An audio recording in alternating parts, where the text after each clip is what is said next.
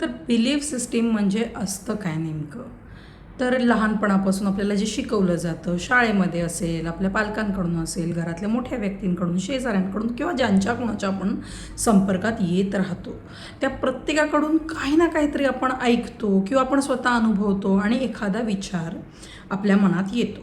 तो विचार येतो, मग त्या विचाराशी रिलेटेड आपल्यात काहीतरी भावना निर्माण होतात. त्या भावनांशी रिलेटेड आपण काहीतरी ॲक्शन घेतो. त्या ॲक्शनमधून आपली सवय तयार होते आणि त्या सवयीने पुन्हा आपण त्या विचाराला मनात घट्ट कोरून घेतो आणि ह्याच्यातून बरेचदा स्वतःला लिमिट करून घेतो गोष्टी. ही बिलीफ सिस्टीम हे काहीतरी आपलं आहे ना, आपल्या कॅरेक्टरचा, आपल्या पर्सनॅलिटीचा तो एक अविभाज्य भाग आहे. ठीक आहे, इथंपर्यंत तर समजतं. पण ह्याचं नुकसान कधी होतं? जेव्हा कोणीतरी दुसरं तुम्हाला काहीतरी तुमच्याविषयी सांगतं आणि तुम्ही त्याच्यातच स्वतःला अडकवून घेता. उदाहरणार्थ, होऊ शकतं की एखादा विद्यार्थी अभ्यासामध्ये फारसा चांगला नसेल. त्याची पण वेगळी कारणं असू शकतात, की का चांगला नाही आहे? का मार्क्स मिळत नाही आहेत व्यवस्थित? असं होऊ शकतं, की अभ्यासाची आवड नसेल. असं होऊ शकतं, की एखादा विषय व्यवस्थित कळत नसेल. असं होऊ शकतं, की सांगायची पण भीती वाटते, की मला हे कळत नाही. का तर कोणीतरी असं म्हणायचं, "ह्यात काय न कळण्यासारखं?" कारण लहानपणी अजून माणसाचं कॅरेक्टर डेव्हलप झालेलं नसतं. आपल्याला सवयी माहिती नसतात. इकडे-तिकडे चाचपडतच बिचारी लहान मुलं ऑब्झर्व्ह करूनच शिकत असतात. त्यात त्यांना किती इमोशनली सेफली हँडल केलं जातं घरी, हा तर वेगळाच विषय आहे. बोलेन पुन्हा कधीतरी पुढे त्याच्यावरती.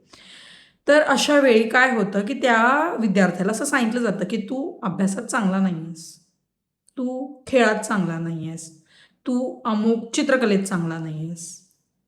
आणि हेच तो विद्यार्थी, कारण अर्थात कुठेतरी हा बिलीव पण असतो ना, की आपल्यापेक्षा मोठे जे लोकं आहेत, ते नेहमी व्यवस्थितच सांगतात. आपले आई-वडील चुकूच शकत नाहीत. कारण ते आई-वडील आहेत, ते मोठे आहेत, ते अनुभवाने मोठे आहेत, वयाने मोठे आहेत, त्यांनी आपल्याला जन्म दिलाय. हे जे काही असेल ते, ह्या गोष्टींमुळे असा तो विचार ठाम होतो. तर मग हा बिलीव त्या विद्यार्थ्याच्या मनात घर करत जातो आणि तुम्हाला कल्पनाही नसते, की असं सहज बोललेल्या काही उद्गारांमधून तुम्ही एखाद्याचा थॉट पॅटर्न फिक्स करत असता. तर मला तरी असं वाटतं, एक काळ असा होता, की माझ्या पण छोट्या-छोट्या गोष्टींवरती माझ्या मतांना मी इतकी फर्मली प्रोटेक्ट करायचे, की त्याच्या पलीकडे काही जगच नाही आहे. आणि जशी-जशी मी मोठी झाले, चार चौघात जायला लागले, जास्त लोकांशी बोलायला लागले, पुढे डॉक्टर झाले, पेशंट्स, आता काउन्सिलिंग करते, तर काउन्सिलिंगच्या निमित्ताने लोकांना भेटते, त्यांचे प्रॉब्लेम्स ऐकते. आत्ता मला रिअलाईज होतंय, की खूप काहीतरी गोष्टी आहेत ज्या आपण अजून बघितलेल्याच नाही आहेत, अनुभवलेल्याच नाही आहेत. मग त्याबाबतीत आपलं एक असं मत का असावं?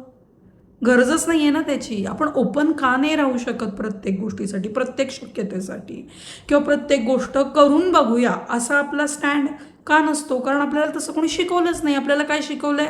हां, आपण चांगले आहोत, आपण चांगले नाही आहोत किंवा आपण फार तर बरे आहोत. बस.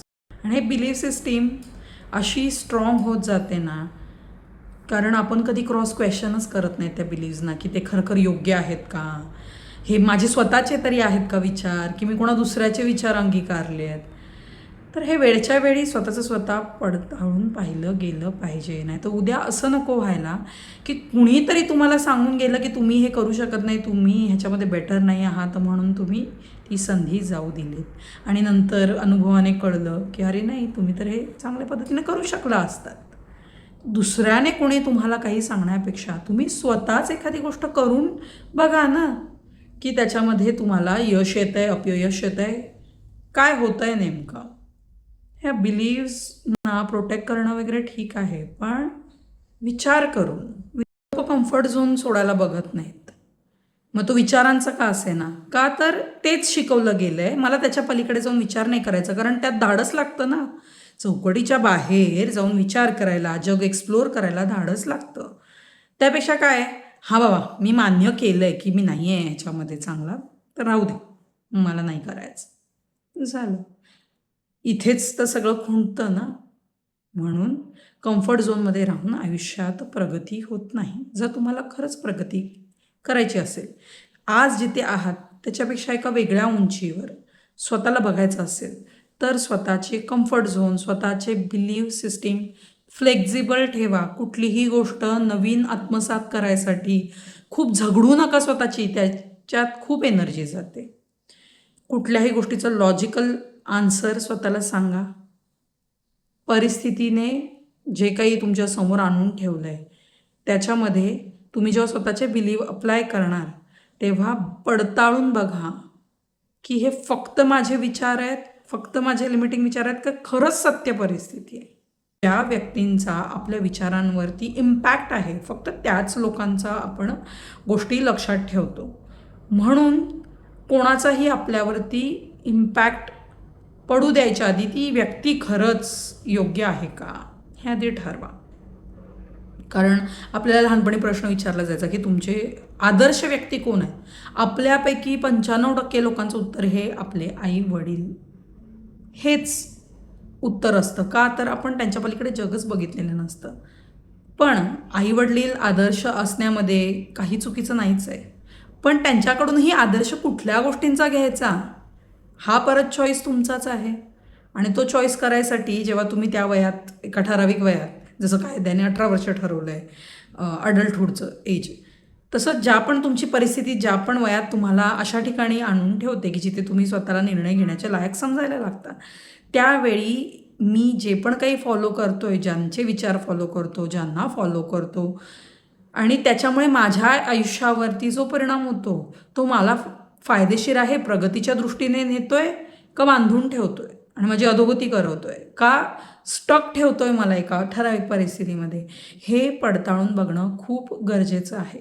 गोष्ट छोटी आहे पण डोंगरा एवढी आहे.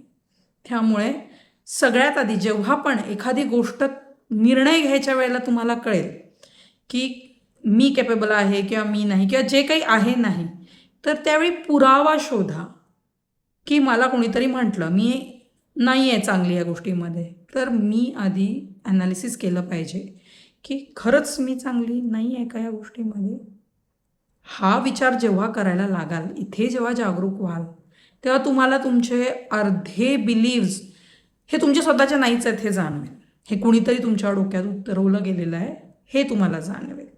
त्यामुळे स्वतःची मतं स्वतःशी व्यक्त करताना त्याच्यात आडपडदा असू नये असं मला तरी वाटतं. कारण त्याशिवाय तुमचं ओरिजिनल कॅरेक्टर जे आहे, तुमची ओरिजिनल जी पर्सनॅलिटी आहे ती खुलून वरती येणारच नाही. तुम्ही कायम जगाने सांगितलेल्या नकाशामध्येच स्वतःला शोधत राहाल.